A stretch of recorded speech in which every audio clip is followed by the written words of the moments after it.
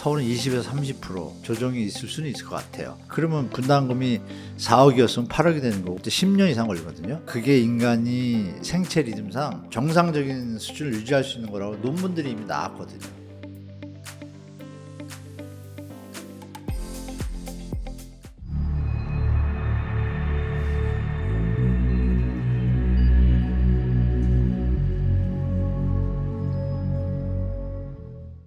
그거는 잘못된 팩트 같습니다. 그거는 이제 경기가 좋을 때는 말씀대로 재개발 정책에 몰리게 돼 있어요. 왜냐하면 시세 상승을 또 노릴 수 있는 그 단계가 있잖아요. 우리 추진위부터 해가지고 조합 설립부터 사업 시행인가 관리 처분, 철거, 이전, 준공 이런 과정 속에서 다 집값이 한 단계씩 올라요. 왜? 집값이 계속 오를 때니까. 근데 지금은 여러분 아시겠지만 현재 재건축, 재개발 현장들의 주택 가격은요 못 오르고 있습니다. 그 고점 돌파도 못하고 있고 더 내려오고 있고 도리어 분담금 건축비가 늘어나면서 수익성이 감소가 됐죠. 그만큼 그러면 새로 들어가는 투자자나 실수요자 입장에서 기존에 있는 아파트를 사는 것보다 더 비싸? 근데 나중에 부담금이 더 올라갈 수도 있어? 그러면 그 가격에 안 사지 이렇게 되죠. 실제로 그래서 재건축 재개발 지금 거래량이 많이 줄었습니다. 줄었고 가격이 음마 같은 경우에 95% 막 찾아가는 것 같다가 멈췄습니다. 다시 빠꾸하고 있고 또 잠실 주공도 쭉 치고 가는 것 같다가 지금 제가 말씀드린 그런 요인들 때문에 미래에 대한 뭐 시세 차익에 제한적인 요인이 등장하니까 약간 지금 주춤하고 있거든요, 다들. 그리고 거래량이 적습니다. 그래서 재건축 재개발이 부동산 하락기에는 제일 힘든 데가 이제 재건축 재개발인데요. 왜냐하면 투자한 양반들이 많거든요. 투자를 했는데 내려갈 것 같다 그러면 만약에 대출 꼈으면 어떻게 돼요? 리스크가 커지니까 매물이 좀 많이 나옵니다. 근데 실제로 지금 요즘 재건축 재개발 현장에 매물이 꽤 있습니다. 안 내놓는 게 아니라. 근데 이게 계속 오를 것 같으면 안 내놓거든요.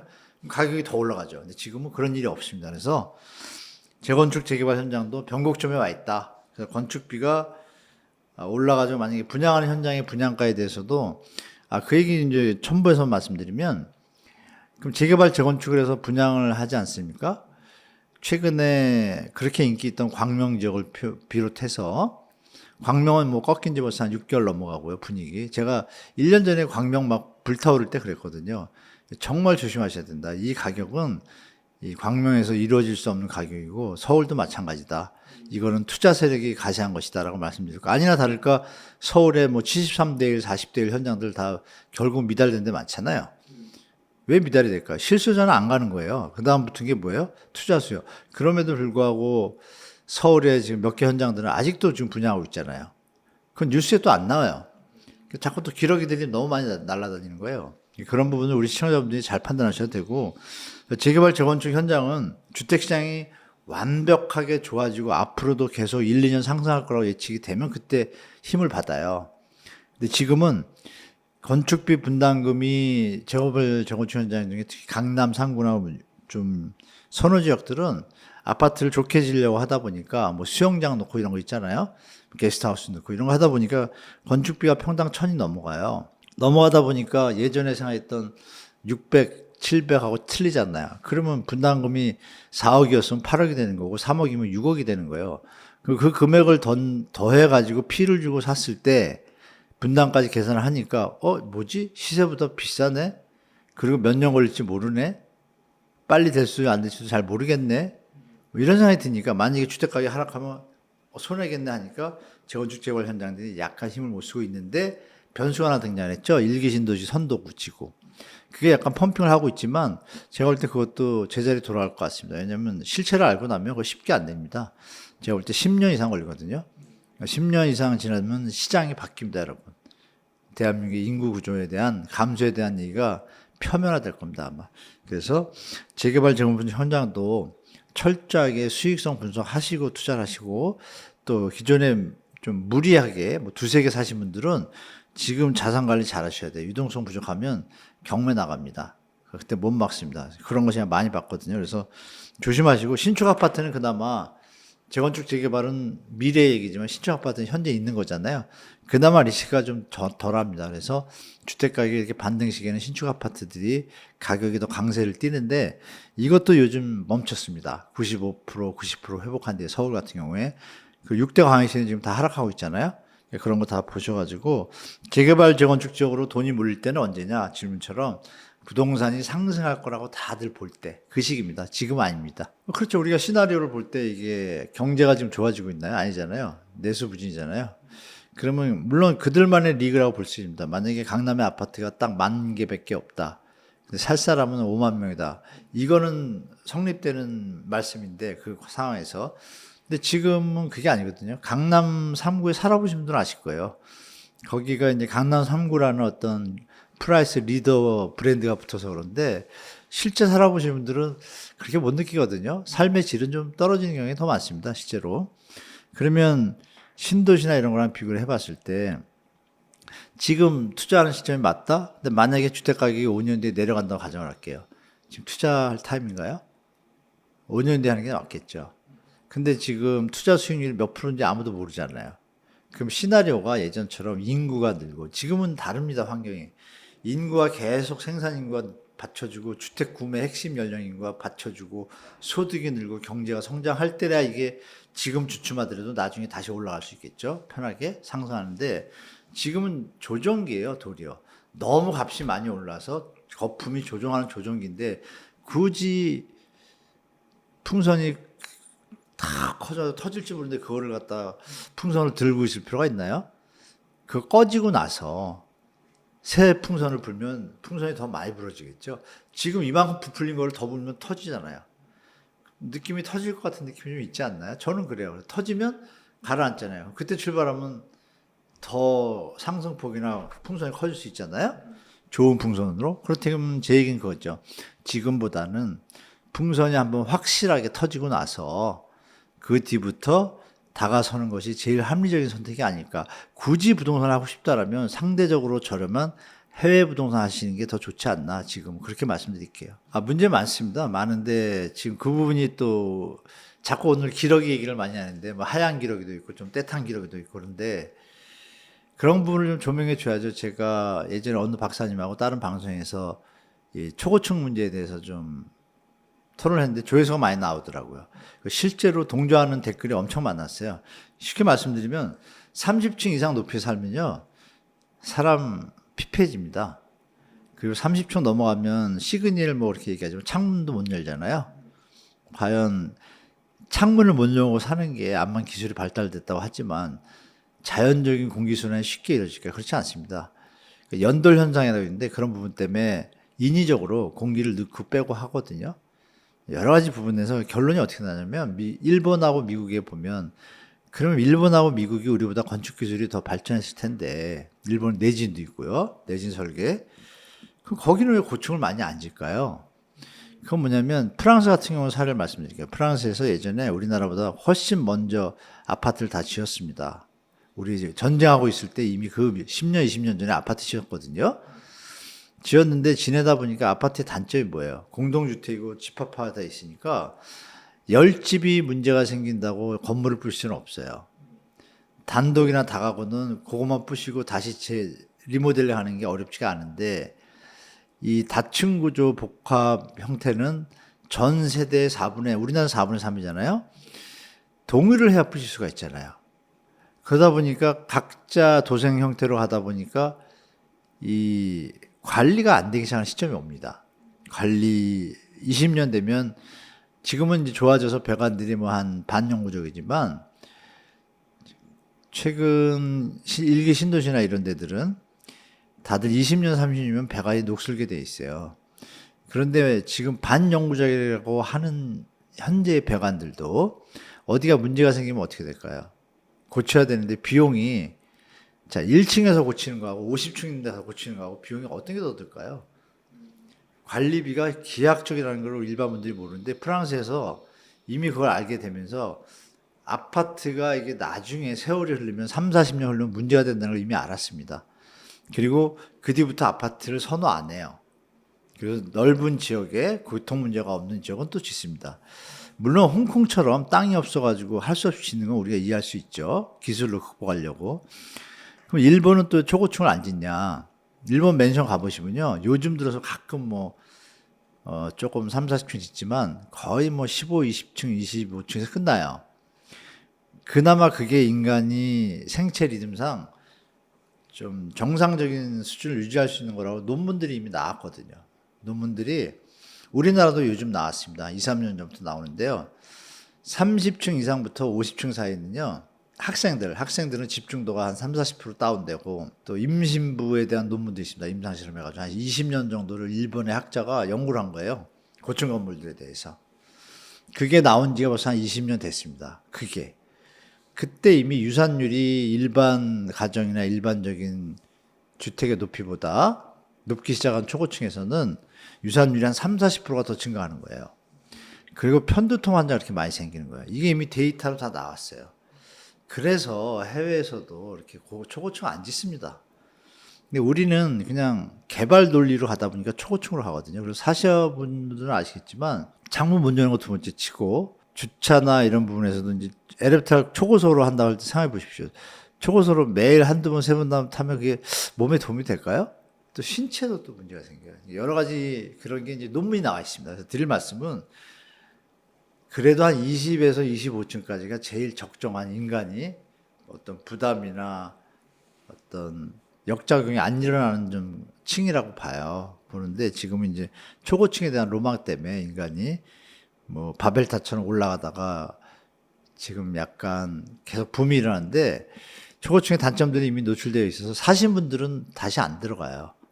근데 젊은 분들은 아시겠죠? 50 넘은 분들하고 30대하고 생체가 틀리잖아요. 30대 분들은 그걸 처음 잘 못 느껴요. 뭐 쇠도 씹어 먹을 나이라 그러잖아요. 근데 40, 50대면 느낍니다. 바로 느낍니다.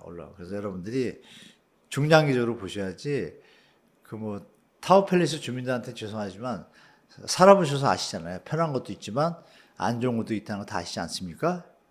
그러니까 이 부분을 중장기적으로 국가가 국민의 주거복지나 건강을 생각한다면 초고층 위주로 가는 거는 랜드마크 정도에서 끝나야지.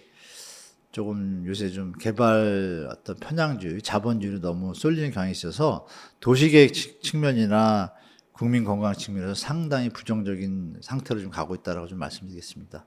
조심하시기 바랍니다. 나중에 여러분 초고층 들어갔어요. 그것이 40년 됐다고 가정할게요. 그때 어떻게 될까요? 그거 부시지도 못하고요. 답 없습니다. 그거 생각하시면 재건축은 초건축 짓는 순간 그 아파트는 거기서 끝입니다. 그거 부시고 다시 죽어도 못 짓습니다. 그냥 그 상태로 프랑스가 3, 40년 뒤에 슬럼화 되는 것처럼 슬럼화 될 수 있습니다. 제가 어느 아파트라고 딱 얘기하고 싶은데 어느 사거리, 강남 4구 중에 3구 중에 한 사거리에 가면요. 아시는 분은 아시니까 여기까지 말씀드릴게요. 주상복합은 조금 조심하시는 게 좋겠다 말씀드리겠습니다. 특히 초고층. 네. 자기 집인데 자기가 고쳐서 살아야지 뭐 이상한 얘기 합니까? 자꾸 높인다고 용적률을 달라 그러고. 그러면 서울 시내 집 문제는 이미 옛날에 해결됐죠.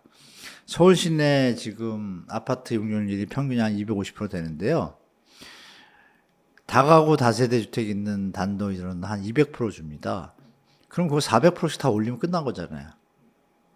그 정부에서 뭐 용적률 뭐 이런 거 막 여기저기 지정해서 이럴 필요 없이 서울의 아파트가 60%니까 단독 다세대 다가구 한 40%에다가 용적률 2배 올려주면 이미 서울 집값 안정됩니다. 근데 그렇게 안 하잖아요. 딱 어느 지역만 이렇게 하잖아요. 왜 그러죠? 권력남용입니다. 제가 볼 때. 도시계획을 아시는 분들은 지금 소리를 내야 되는데 안 내고 있어요. 저는 도시계획 학자는 아니지만 30년 하다 보니까 도시계획의 기본이 뭔지 그런 건 대충 압니다. 국민을 위해서 앞으로 미래 주거를 위해서 주장하거나 방송에 나오시는 분 못 봤잖아요. 지금은 정치인들, 교수들, 젊은이들, 기업인들 할 거 없이 다들 정신줄을 놓은 상태입니다. 자본주의에 휩싸여가지고 제가 볼 때. 근데 이게 이 과도기를 거쳐야 이제 제정신이 들겠죠. 유럽형, 선진국형 마인드로 바뀌겠죠. 그러면 주택은 안정적인 선에서 균형 발전도 이루어지고 이런 정상적인 어떤 패턴으로 가야 되는데 지금 이제 앵커님 말씀대로 그러면 집을 어떻게 지나요? 그걸 누가 지어줍니까? 상식적으로 자기 집을 자기가 지어야죠. 그러면 용적률을 높였을 때 생각해 보시죠. 요 공간이 요만한데 그럼 2000%씩 올려줬다고 가정할게요. 이렇게 차가 다닐 수가 있나요? 못 다니잖아요. 이런 문제들이 도시계획에 걸리지 않습니까? 근데 이 전체를 안 보고 자기 동네만 다 지금 집단 이기주의가 돼가지고 용적률을 올려주면 당연히 지을 수 있죠. 팔 게 많으니까. 물론 또 지자체는 이런 논리를 피죠. 용적률을 높여서 공급량을 늘려야 된다. 근데 제가 좀 아까 말씀드렸잖아요. 공급량을 늘릴 것 같으면 그럼 기존에 200%짜리 다 400%로 알아서 지르면 다 짓거든요. 뭐 지원할 필요도 없어요. 그럼 물건이 늘어나면 주택가격도 안정될 거고, 그죠? 그건 또 안 하잖아요. 끝까지 그것도 땡겨가지고 또 아파트로 또 때려지려고 그러잖아요. 왜? 투기꾼들이 거기 먼저 사야 되니까. 이걸 계속 방치하고 있는 게 지금 정부, 관료기관, 탐관 우리들의 행태입니다. 제대로 된 국가정책이나 국토정책을 한다면 지금의 이 아주 저열한 부동산 정책은 할 수 없는 겁니다, 인간적으로. 그래서 제 개인적인 생각이고, 그래서 지금 말씀하신 대로 그럼 어떻게 집을 짓냐고 하시는데, 그래서 일본은 이미 지을 수 없는 상태가 되는 걸 알고, 일본이 임대주택이 좀 잘하잖아요. 관리도 잘하고. 일본은 이미 버블 터지고 나서 이런 상황을 예측해가지고 관리, 리모델링에 특화돼서 어마어마한 노하우가 있습니다. 최근에 우리나라 대기업들이 뒤늦게 요즘 얘기입니다. 제가 어디 강의를 갔더니 우리 기업이 요새 일본의 그 리모델링 기술 고쳐 쓰는 거죠. 집이 한두 푼이 아니잖아요. 그럼 미리 상하는 거를 그러니까 집 안에는 리모델링 하면 이쁘잖아요. 중요한 골조하고 배관이지 않습니까? 골조 배관만 관리하면 전혀 문제가 없어요. 다만 일기 신도시처럼 1가구 1주택인 것처럼 1가구 차량 한 대인 시대가 아니라 차가 두세 대가 되다 보니까 주차장 문제가 등장하죠. 그분은 밑에 땅을 파야 되잖아요. 그래서 수직 증축 리모델링을 박근혜 정부가 그나마 사업성 보존에도 한 거잖아요. 근데 여기서 만약에 더 올려요? 부시고 그러면 다 200%, 250%거든요, 지금. 그러니까 한 분당 같은 경우에 어느 단지는 160%고요. 어느 단지는 220%예요. 그럼 이걸 통합을 하면 틀리죠, 상황이. 지분 구조가 틀리기 때문에 복잡해집니다. 이게 싸움 납니다. 감정과 싸움 나고. 여러 가지 사회 문제들을 안고 있음에도 불구하고 이걸 통합해서 하려다 보니까 지금 일시적으로 뛰는 것 같지만 분명히 난관들이 있을 거예요. 드릴 말씀이 뭐냐. 그럼 어떻게 집을 짓냐. 애초에 220%, 300% 들어가면 이건 내가 고쳐서 써야 되는 거라고 생각하는 의식이 지금 없어요, 대한민국에. 근데 이제는 느끼실 겁니다. 10년만 지나시면 현재 추진하는 현장들 중에 강남 상구 수요가 있고 분양가가 높은 지역 빼고 나머지 지역 수도권은 그런 시절이 이제 끝났다고 저는 개인적으로 봐요. 건축비는 자기 돈으로 해야 되잖아요. 그러면 비싸니까 리모델링도 비싸다면 수선 유지가 뛰어나게 되죠. 일본처럼. 일본은 그걸 하거든요. 그 산업 분야가 지금 제가 볼 때 준비를 많이 하거든요. 건설사들이.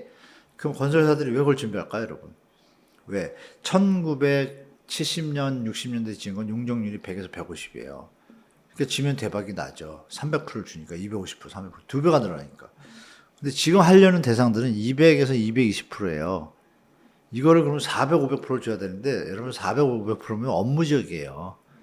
그럼 얘기 정리되잖아요. 사람이 사는 쾌적한 동네가 아닙니다. 그래서 여기에 지금 어떤 충돌이 일어날 거예요. 제가 볼 때 일기 신도시도 지역마다 신도시 안에서도 분당구에도 정자동이 있고 다 동네가 다 틀립니다. 상황에서 이게 좀 복잡해질 겁니다. 선도구역은 그나마 살짝 특혜를 보는 것 같지만 그 뒤가 더 문제라고 좀 말씀드릴게요. 그래서 재건축 재개발은 새로운 시대를 맞이했다. 지금 현재 일기 신도시를 끝으로 목동, 상계동, 압구정동 요거 빼고 나면 나머지는 지금 재건축을 하면 이제 끝이다. 더 이상 뭐 할 수 있는 길이 없다. 이거를 좀 예측하셔서 주택, 부동산, 내 집 마련이나 또 투자하실 때도 이 개념을 잘 보셔가지고 수익 계산도 잘 하시고 들어가셔야 됩니다. 실거주 내 집 마련하시려는 분들의 입장에서 지금 주택가격이 너무 높다는 거 다 아실 겁니다. 그렇다면 정부가 올바른 정책을 써서 연착륙을 해서 제가 개인적으로 말씀드린 적정 가격 수준인 서울은 고점 대비 30에서 40% 사이, 그리고 수도권이나 지방은 40에서 최고 50%까지 조정이 된다면 전혀 문제가 없겠는데 지금의 이 행태를 봐서는 쉽지 않을 것 같습니다. 다만 서울은 20에서 30%, 또 지방은 30에서 40%까지 수도권 조정이 있을 수는 있을 것 같아요. 암만 지금 막아주는데도 거래량이 안 늘 거 볼 때, 그러면 여러분들이 지금 버거워서 못 사는 형태니까 혹자든 금리 인하를 얘기하는데 그것도 쉽지 않습니다. 왜냐하면 주택가격이 더 오를 수 없는 게 정부가 이미 투트랙을 쓴다고 하는 총재가 얘기를 했어요. 뭐라 그랬어요? 스트레스 DSR을 적용하겠다. 전세 대출 DSR도 검토 중이다는 얘기 했잖아요. 그러면 한 국가의 수장으로서 돈이 많이 풀리고 부동산 가격이 오르면 거품이 생기지 않습니까? 거품이 생겨서 문제가 생기면은 시스템이 깨지지 않습니까? 깨지면은 아까 말씀드렸던 갑자기 자영업자가 문제가 생기고 신용카드가 문제가 생기고 신용자가 나오기 시작하면 시스템이 일단 깨지는 순간부터 충격이 오거든요. 지금 다 아시겠지만 그 M1에서 M2의 양이 지금 뭐 어마어마하잖아요. M1이라는 게 원래 돈인데 다 돌려서 우리가 말하는 돌려막기처럼 빌려가지고 신용 창조가 일어났잖아요. 그게 저쪽 중간에서 누가 갚지 않으면 깨지는 거잖아요. 그렇죠? PF처럼 누가 안 사주면 깨지는 거잖아요. 그걸 버틸려고 또 지금 대출을 내고 받치잖아요. 이런 부분이 깨질 가능성이 높잖아요. 지금 볼 때. 깨지면 어떻게 되세요? 주택가격이 좀 많이 조정받겠죠. 그때를 기다릴 것인가, 첫 번째. 아니면 나의 지금 뭐 아기가 초등학교를 가고 내가 결혼을 해야 되고 진짜 집이 필요해. 왜냐면 우리는 임차법이 임대차법이 불안정하니까 자꾸 2년 4년마다 이사 가야 되니까. 그러니까 이 길에 집사자. 그 와중에 집값이 오른다는 프레임이 지금 잡혀 있잖아요. 패러다임이.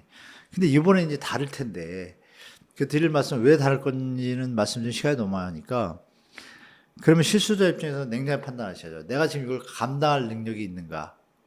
그렇다면 괜찮습니다. 그거는 심하게 얘기하면 아무 때도 사셔도 돼요. 왜?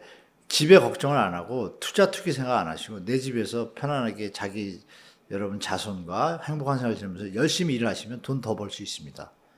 부동산은 분명히 사이클 따라 부침이 있어요. 근데 지금 부침이 오기 전이에요.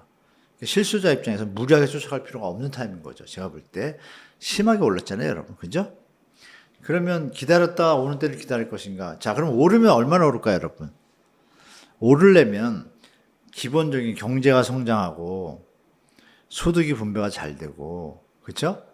인구가 늘어야 돼요. 사주는 사람이. 지금 어때요? 반대잖아요, 다. 선진국형 저성장으로 들어갔죠. 소득 분배 잘 안 되는 양극화 벌어졌죠.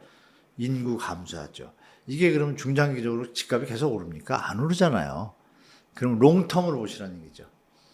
최소한 뭐 이런 표현이 적절한지 모르지만 나는 힘들겠지만 내 자식 때는 일본처럼 주택가가 푹 빠진 상태에서 편하게 살 수 있겠구나라는 위안도 가질 수 있을 거예요. 이게 정부가 정책을 미래를 생각하고 확연하게 바꾸지 않는다면 지금 집값이 유지될 가능성이 좀 저는 없다고 봅니다. 그래서 그 시나리오 하나를 두시고 두 번째는 말씀드린 대로 내가 능력이 된다라면 아무 때나 들어가셔서 열심히 다른 사업하셔서 돈 버시는 게 제일 현명하다고 보고 세 번째는 그래도 액수가 크니까 이왕이면 좀 제대로 좀 조금이라도 저렴하게 좋은 때 살 수 있는 걸 말씀해 달라고 얘기를 하시면 자, 공공 분야 여러분 기억나시죠? 문재인 정부 때 127만 원 공공택지를 만들어 놨어요. 근데 지금 현 정부가 지금 그거 분양 안 하잖아요. 아시잖아요. 왜 안 하죠? 건설사 앞잡이가 된 것 같아요. 건설사 사장님들한테 죄송하지만 아니 치킨이 비싸고 잘 팔리다가 치킨을 먹으려는 사람들이 갑자기 상태가 안 좋아져서 빚 갚아야 되고 정신없어서 치킨 먹을 상황이 안 돼요. 치킨이 안 팔릴 거 아니에요. 그럼 어떻게 해야 돼요? 마진 줄여서 싸게 팔아야죠. 버틸려면. 가게 안 망하려면. 근데 그걸 갖다 치킨값을 그냥 바치라고 하고 있잖아요. 정부가. 그럼 문제가 터지겠죠?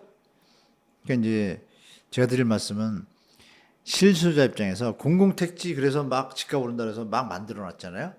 근데 지금 건설사 문제 때문에 공공택지를 분양을 못하고 있다라는 판단 드시잖아요.